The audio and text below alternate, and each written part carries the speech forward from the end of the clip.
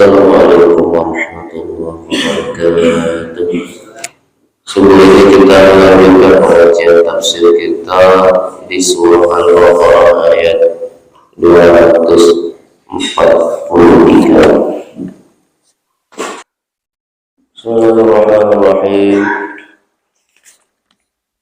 Alam taro istifhamu ta'jibin wa tashwikin ila istima'i ma ma'nahu. Alam taro, apakah tidak memperhatikan? Tidakkah engkau memperhatikan?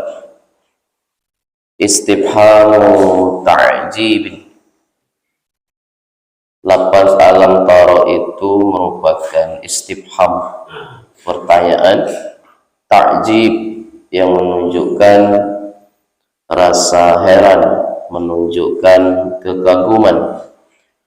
Wa tashwikin, dan juga merupakan istifham yang menunjukkan dorongan. Tashwik itu maknanya merindukan,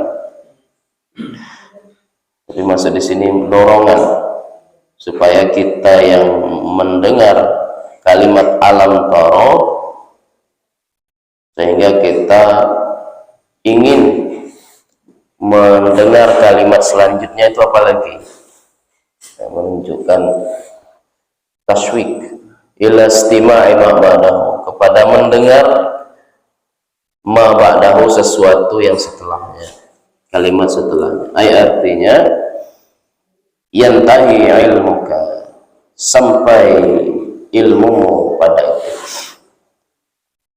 Kalimat alam taro di sini maksudnya istifham, istifham ta'jib. Jadi kalimat setelahnya sesuatu yang mengherankan, yang jarang kali terjadi. Ilal ladzina kharaju min diyarihim wa hum ulufun. Tidakkah engkau memperhatikan ilal ladzina, kepada orang-orang kharaju, yang mereka itu telah keluar min diyarihim, daripada kampung-kampung mereka, daerah-daerah mereka, wahum ulufun, sementara mereka itu ulufun, ribuan jumlahnya.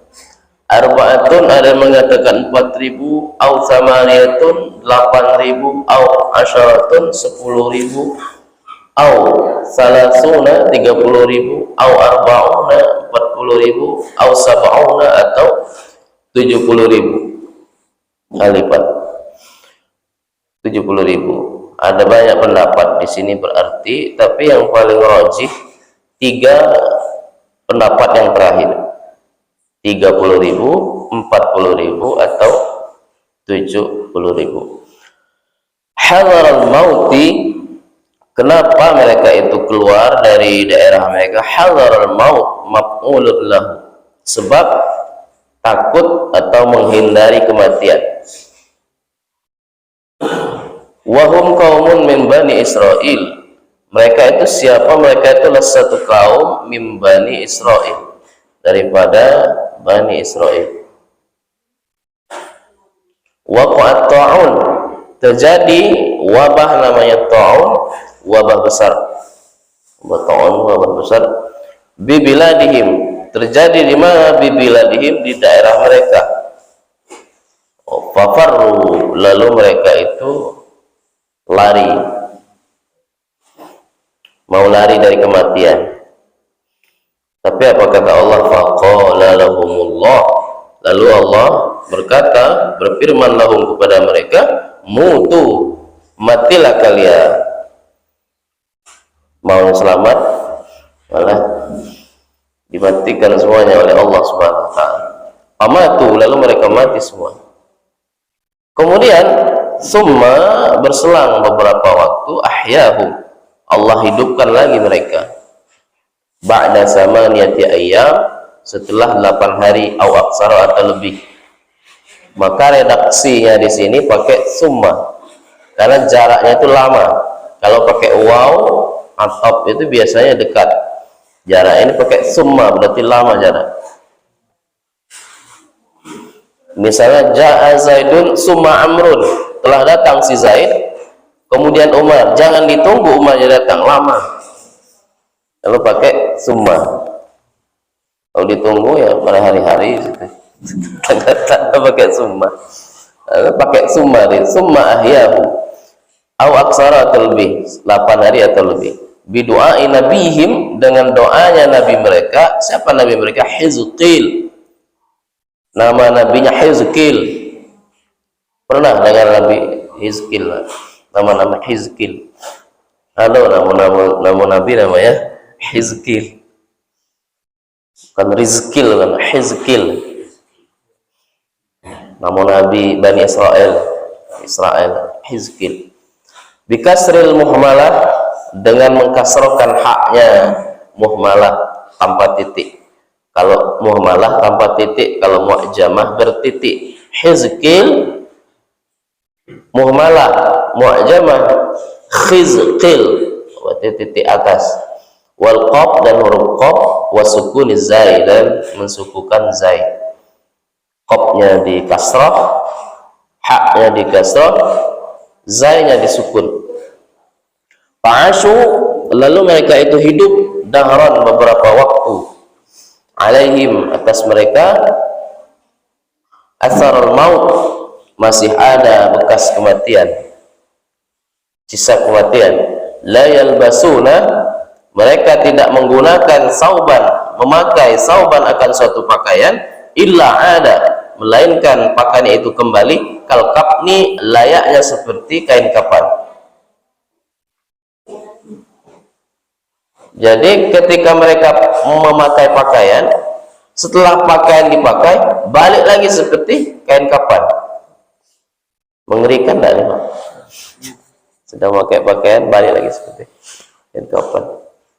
Karena tadi kan sudah dimatikan, hidup. Orang nunggu hari kebangkitan, hidup. Dia hidupnya duluan, dihidupkan lagi. Wastamarrat, dan terus menerus peristiwa itu terjadi di asbatihim, sampai kepada anak-anak mereka, anak-anak cucu mereka. Innallaha lazu fadlin 'alan nas, sesungguhnya Allah zat yang memiliki keutamaan karunia, 'alan nas, pada manusia, zat yang memberikan karunia kepada manusia. Wa minhu, di antara karunia Allah itu ihya'u haula'il mu'minin, menghidupkan mereka orang-orang yang mukmin, alal qital, atas peperangan. Waliza atafa alaihi wa qatilu fi sabilillah, ay li'ala'i dinihi wa'lamu anna Allah sami'un li aqwalikum alimun bi ahwalikum wa mujazib. Jadi ayat ini bercerita tentang kaumnya Bani Israel, kaum Bani Israel pasca wafatnya Nabi Musa, wafatnya Nabi Harun. Dan Nabi Musa itu dan Nabi Harun yang wafat duluan di dalam kitab Qasasul Anbiya itu Nabi Harun, baru kemudian Nabi Musa wafat. Nabi Musa itu Rasul pernah melihat ketika Isra wal Mi'raj, badannya besar, kulit sawo matang, rambut keriting. Nabi Musa, Nabi yang pernah meninju malaikat sehingga copot mata malaikat, itu Nabi Musa. Karena keren. Malaikatnya kan datang tidak assalamualaikum ke rumahnya Nabi Musa. Karena orang datang tidak assalamualaikum, aku membawa perintah Allah, katanya. Mau cabut nyawa, malaikat maut, mau cabut nyawa Nabi Musa.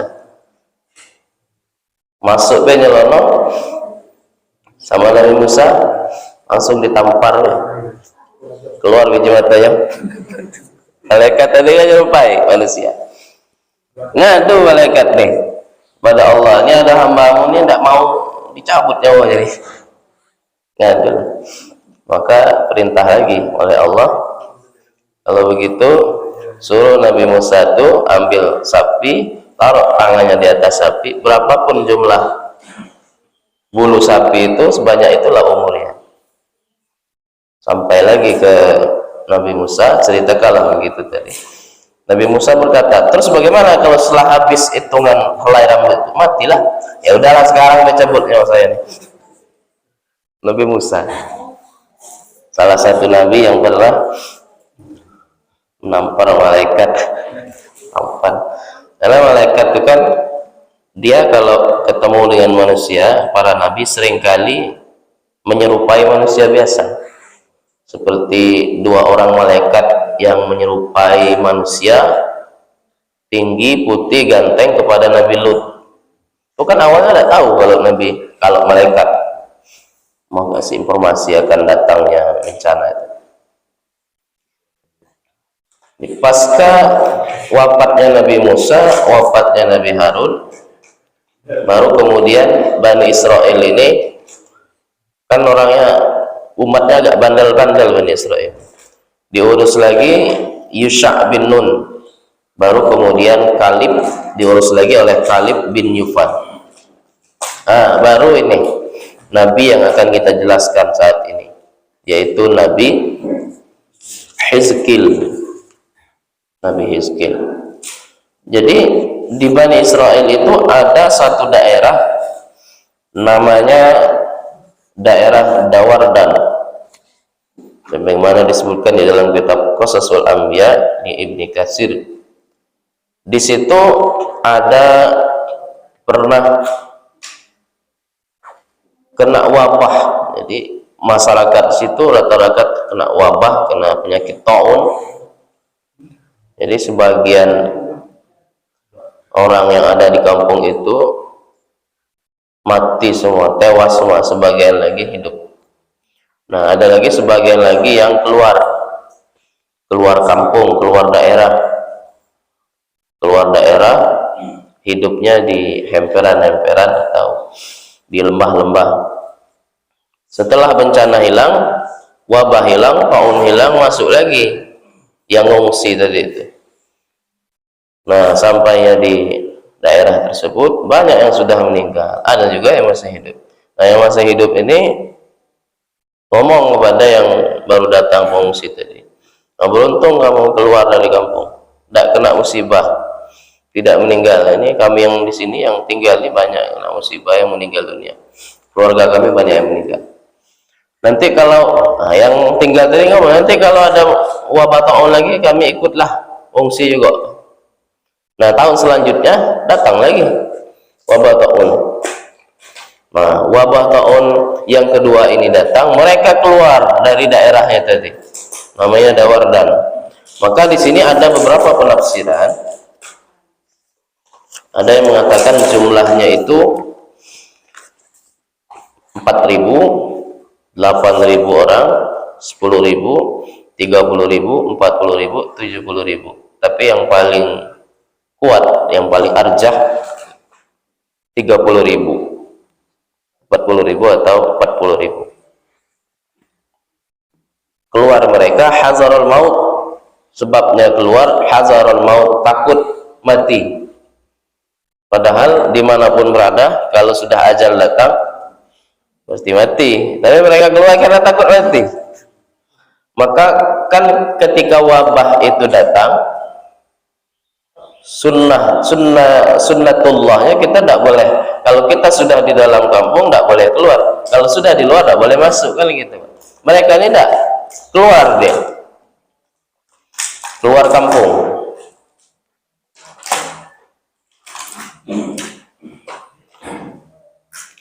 Keluar kampung, lari dari kampung, sehingga Allah berfirman, mutu, matilah kalian. Ini malaikat bersuara dari atas dan dari bawah. 40.000 Bani Israel ini mati semua. Tidak ada yang tidak mati, mati semua yang ngungsi-ngungsi tadi itu. Dimatikan oleh Allah, mutu, matilah kalian. Kalau sudah perintah begini, tidak ada yang hidup nih Pak. Coba-coba nyelinap masuk tanah, tidak bakalan, semuanya mati. Vaksin nak mempan. malah yang keluar nih yang mati, yang dalam sebagian itu. Jadi jangan takut mati maksudnya. Takut mati. Dimanapun kita berada pasti. Hazal maut. Summa ahyahum. Kemudian Allah hidupkan lagi berselang 8 hari atau lebih. Apa sebab Allah hidupkan? Bidu'ai nabihim. Karena doa dari nabi mereka. Namanya tadi Hizkil. Lewat Hizkil di 40.000 yang mati. Seandainya kita sendirian, Pak, lewat dengan 40.000 orang mati ini heran, Pak. Kok bisa mati serentak, Pak, mati ya kan? Yang jelas sudah bau lah kan? Oke, mati semua. Tapi dipagar supaya tidak dimakan bangkai. Ya. Mati semua. Maka Nabi Hizkil ini berdoa kepada Allah karena mereka ini masih bertasbih, masih memuji Allah, masih bertasbih dan memuji Allah, maka dia berdoa semoga dihidupkan kembali. Dihidupkan sama Allah Subhanahu wa taala. 40 orang tadi. Maka Allah katakan di sini, maukah engkau aku perlihatkan bagaimana aku menghidupkan orang-orang yang sudah mati itu kemudian menjadi hidup lagi? Kata Hizkil, ya mau gitu. Sambil terheran-heran kok bisa gitu kan. Ini kan termasuk jarang-jarang terjadi. Kalau tidak salah ada 4 kali itu. Sepanjang peradaban manusia, umat yang kemudian mati dihidupkan kembali. Kalau begitu kamu seru, panggil atau seru, tulang belulang itu seru kumpul semua. Seram nggak nih Pak? Seram nih Pak. Oh kita mungkin lari tambah ketakutan. Panggillah tulang belulang tadi, suruh kumpul semua. Sudah terkumpul tulang belulang kan belum ada dagingnya tuh, belum ada yang nyelimuti tulang. Nah, itu kalau kita bayangkan tulang baik. 40.000 yang nampak cuma tulang ya Pak. Itu disaksikan oleh Nabi Hizkil. Setelah dipanggil tulang belulang ngumpul, panggil lagi jasad-jasad tadi supaya menyatu. Kan belum hidup ya Pak, masih utuh tulang jasad. Nah, baru kemudian diperintahkan lagi jasad tadi itu dihidupkan kembali, berdiri dan hidup kembali. Fa'ashu, mereka itu hidup dahron beberapa waktu. Tapi meskipun mereka hidup, ada bekas matinya tadi. Asarul maut itu masih ada. Masih ada bekas kematian. Maka di sini dikatakan la yalbasuna sauban illa ada. Mereka itu tidaklah memakai suatu pakaian melainkan pakaian itu kembali seperti kain kapan. Balik seperti kain kapan. Baunya itu bekas-bekas mati itu masih ada. Orang kan kalau ini kan meninggalkan bau bangkai, Pak. Masih ada bekas itu. Mustamarat fi asbatin, terus menerus sampai anak-anak cucu mereka. Nah, ini salah satu hikmahnya adalah kita kembali lagi itu tidak boleh, jangan berpikir untuk lari dari kematian. Nabi Idris itu kan meninggal tidak dibunuh. Nabi Idris itu meninggal dicabut nyawanya di langit keempat, dinaikkan ke langit keempat. Wa rafa'nahu makanan aliyan, kami telah mengangkat Nabi Idris tempat yang tinggi, langit keempat. Dia instruksi kepada Jibril pengen dipanjangkan umurnya. Umur itu sudah jelas, tapi pengen dipanjangkan. Ya udahlah, kita ngadap malaikat maut aja, naiklah ke langit. Sampai langit keempat, bingung malaikat maut nih. Kok saya diperintahkan oleh Allah untuk menyabut nyawa manusia, tapi di langit keempat. Di langit keempat cabut. Ternyata di situ ada malaikat Idris, ada Nabi Idris, udah siap-siap nunggu. Itu menunjukkan kalau takdir itu apapun yang sudah ditentukan oleh Allah pasti terjadi, meskipun meninggalnya di langit yang keempat itu cabut ada di situ. Maka setiap langit itu ada penghuni ya Pak, ada penghuni setiap langit, tidak boleh kosong, bahaya kalau kosong. Ada penjaganya Pak. Dan setiap langit ada pintunya, setiap langit ada. Yang menarik itu di langit kedua itu ada dua nabi Pak, Nabi Isa dan Nabi Yahya bin Zakaria. Ternyata setelah ditelusuri hikmahnya itu, Nabi Isa kan turun nanti. Kalau seandainya hanya Nabi Isa di situ, kosonglah langitnya, tidak ada yang nunggu. Maka duo ditaruh oleh Allah di situ apa? Nabi Isa dan Nabi Yahya bin Zakaria. Boleh di situ.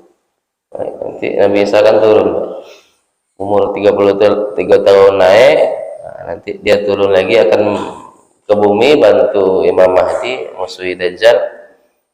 Dia akan menikah nanti, menikah lagi, tapi ikut syariatnya Nabi Muhammad Shallallahu Alaihi Wasallam, bukan syariatnya. Nikah nanti, barangkali nikahnya di Jambi kan. Apa di turunnya di Palestina sana, atau di Arab Saudi sana. Begitu juga tadi ayatnya diawali alam taro, tidakkah kamu melihat? Kita yang belum pernah melihat. Salah satu nabi yang melihat itu Nabi Hizkil aja, bagaimana Allah menghidupkan orang yang sudah mati tadi, disatukan, dipanggil tulang, dipanggil daging-daging, baru jasadnya berdiri lagi. Ini hikmah yang kedua. Kalau ada wabah di kampung jangan keluar, kalau orang yang sudah di luar jangan masuk, kecuali untuk berobat darurat kan. Mau tidak mau harus keluar Pak, jangan di kampung terus, sakitnya lain kan, berobat tetap di kampung, meninggal tuh.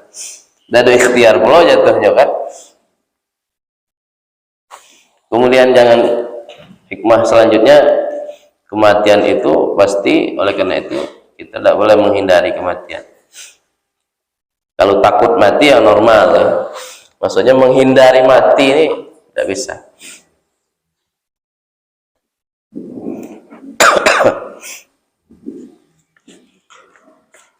Innallaha la fadlin 'alan nas wa minhu iyyahu haula'i walakin aktsarun nasi la yashkurun. Akan tetapi mayoritas manusia itu mayoritas manusia, maksudnya orang-orang kafir, la yashkuruna, tidak bersyukur, banyak tidak bersyukur. Sedikit lagi Pak. Wal qasdu min zikri khabari haula'i tashji'ul mu'minin. Adapun tujuan daripada menyebutkan berita mereka itu, mereka Bani Israel, tasji', untuk menyemangati orang-orang mukmin alal qitali, di dalam berperang. Maka setelah ayat ini perintah untuk berperang. Jadi meskipun berperang, kalau memang Allah tidak, kalau memang ajal itu belum datang, meskipun perang yang berkecamuk lah di situ, tetap tidak akan meninggal. Contohnya Khalid bin Walid itu meninggalnya di medan perang atau enggak? Enggak. Sakit meninggal. Karena Allah belum berkehendak di situ. Kan gelarnya Saifullah, pedangnya Allah. Kalau matinya di medan perang, wah, pedang Allah ini tidak ada handal nih. Saat mati di medan perang. Gelarnya Saifullah, mati yang tidak di medan perang. Seandainya pedang Allah kok meninggal, gimana pedang Allah meninggal di medan perang, sehingga Allah matikan dia itu tidak dalam medan perang. Salah satu sahabat yang minum racun, tapi racun itu tidak beraksi, tidak mempan. Minum racun, dikasih racun tapi tidak mempan racunnya. Khalid bin Walid. Waqatilu fi sabilillah, dan berperanglah kalian di jalan Allah. Ayli ala idinihi, artinya untuk meninggikan agama Allah. Wa alamu, dan ketahuilah anallaha sami'un li aqwalikum, sungguhnya Allah Maha mendengar li aqwalikum, perkataan kalian, alimun, lagi Maha mengetahui bi ahwalikum, dengan keadaan-keadaan kalian, wa mujazikum, maka Allah membalas hukum kepada kalian. Man zallazi yuqridullaha bi infaqi malihi fi sabilillah. Man zallazi, barang siapa yang menghutangkan Allah kepada Allah. Maksudnya adalah bi infaqi malihi, menginfakkan hartanya di jalan Allah. Ini jangan kita pahami kita menghutangkan kepada Allah. Teksnya kan begitu, Pak. Yuqridullaha, kita menghutangkan kepada Allah. Tapi maksud ayat ini, kalau hutang kan wajib dibayar, Pak. Kalau kita hutang wajib bayar berapapun hutang kita. Ini menunjukkan kalau kita menginfakkan harta pasti dibalas. Maka redaksi hutang redaksi hutang di sini menggunakan infak di sini menggunakan yuqridullah. Saya ulangi, redaksi infak di sini, menginfak di jalan Allah itu menggunakan bahasa yuqridullah, menghutangkan. Karena yang namanya hutang itu pasti dibayar.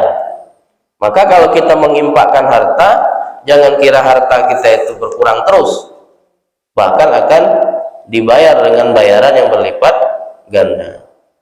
Jangan takut ngutangi orang lah, meskipun tidak dibayar. Kadang ini ngutang beratnya itu sudah ngutang tapi tidak dibayar, lagi payah. Ini yang masalah kita sekarang ya. Kalau 100-200 nyaman bela, Pak, bisa lah diikhlaskan. Kalau semua 1 juta, 2 juta, 3 juta, apalagi sampai ratusan juta, agak berat dikit kelas-kelas kita nak ikhlas kan. Qardan hasanan, dengan hutang yang hasan. Ini ayat ini sering dibawa oleh Bank Syariah, ya Ustaz. Iya kan? Qardul hasal kan, qardul hasan ya, sering dibawa. Ternyata maksudnya ini bukan semata-mata hutang yang senyatanya kita lihat, enggak, tapi menginfakkan hartanya di jalan Allah untuk berperang, termasuk untuk membangun masjidnya, infak juga kan. Nah, pas juga ayat nih kasih ke orang-orang yang mau nyumbang tuh, Ustaz. Wa may yuqridullah bi ayyunfiqahu sallallahu alaihi wasallam azza wa jalla anti biqalbi, dengan gambaran menginfakkan hartanya, menginfakkan di jalan Allah, anti biqalbin, tetapi anti biqalbin, daripada kebaikan hatinya. Artinya ketika kita melepaskan utang itu memang harus ikhlas, tidak disebut-sebut. Kalau ngutangi orang tapi masih disebut-sebut, agak ember lah sedikit mulutnya, sebut terus kemana-mana punya utang, dia tuh punya utang kemana-mana. Itu udah ikhlas, bisa masuk ke udah ikhlas, sebut terus. Mana nak dilipat gandakan, sebut terus. Kalau bisa hanya kita dan dia lah yang tahu kan, yang lain tidak tahu. Fayudha'ifahu, lalu maka Allah melipat gandakan. Wa fi qira'atin yudha'ifahu, jadi bisa redaksinya yudha'ifahu, bisa redaksinya yudha'ifahu bitasydid. Kalau qiraahnya kita, qiraah Hafs ni fayudha'ifahu. Lahu, baginya man adha'afan katsira, dengan berlipat ganda. Adha'afan katsira, berlipat-lipat ganda, banyak berlipat gandanya. Min 10 ila aksara min 700, dari 10 sampai lebih dari 700. Jangan kita anggap kita infakkan 1000 baliknya 1000, 1 juta baliknya 1 juta. Lebih dari itu, bisa 700 kali lipat. Kalilah 100.000 kali 700 kali lipat. Karena tadi 700 kali lipat, 1000 kali 700. 700.000 kalau 1000, kalau sempat 1 juta, 700 juta. Kama sayati, sebagaimana akan datang. Allahu yaqbidu, dan Allah menahan, yumsikur rizqa, menahan rizki, amiyasya, bagi orang yang ia kehendaki, ibtilaan sebagai ujian. Wa yabsutu yuwassi'uhu, dan Allah meluaskan rizki, limayasya, bagi orang yang ia kehendaki, imtihanan, juga sebagai ujian. Wa ilaihi turja'un, dan kepada Allah turja'un, akan dikembalikan fil akhirah, di akhirat. Fayujazikum, maka Allah akan membalas kalian bi'amalikum, dengan amal-amal kalian. Jadi Allah lah yang memegang rizki, dapat rizki atau tidak itu kuasa Allah. Allah yang menahan rizki, Allah pula yang meluaskan rizki. Poin terpentingnya, kita jangan memastikan orang yang kaya itu orang yang mulia, orang yang banyak rizki itu orang yang mulia. Kadang-kadang kita begitu. Ini kan wallahu yaqbidu, Allah menahan rizki sebagai ujian, dan Allah meluaskan rizki juga sebagai ujian. Orang yang banyak harta ujian, orang yang miskin artinya tidak punya apa-apa, hidupnya pas-pasan, itu juga ujian. Kita diuji dengan masing-masing, masing-masing ujian kita beda. Ada yang diuji dengan hartanya, ada yang diuji dengan kemiskinan. Maksudnya tidak boleh menganggap yang punya banyak harta berarti orang mulia, yang pas-pasan tidak mulia. Ini mana orang mulia, itu pas-pasan gitu. Nah, ini seperti orang-orang kafir. Pikiran orang kafir itu begitu, menganggap yang banyak harta orang mulia. Kan di Eropa itu kan, kalau punya banyak harta berarti orang ini sangat mulia. Itu sama dengan pemikiran orang kafir. Wallahu a'lam bishawab. Demikian ngaji kita subuh ini, semoga ada manfaat berkahnya. Kita tutup dengan membaca surah Wal Asri. Bismillahirrahmanirrahim. Wal asri innal insana lafi khusrin illal ladzina amanu wa 'amilus shalihati wa tawassaw bil haqqi wa tawassaw bis sabr. Subhanakallahumma wa bihamdika asyhadu an la ilaha illa anta astaghfiruka wa atubu ilaik. Wa sallallahu ala sayyidina Muhammad wa ala alihi washabihi wasallam. Walhamdulillahi rabbil alamin. Allahumma kami tarik. Assalamualaikum warahmatullahi wabarakatuh.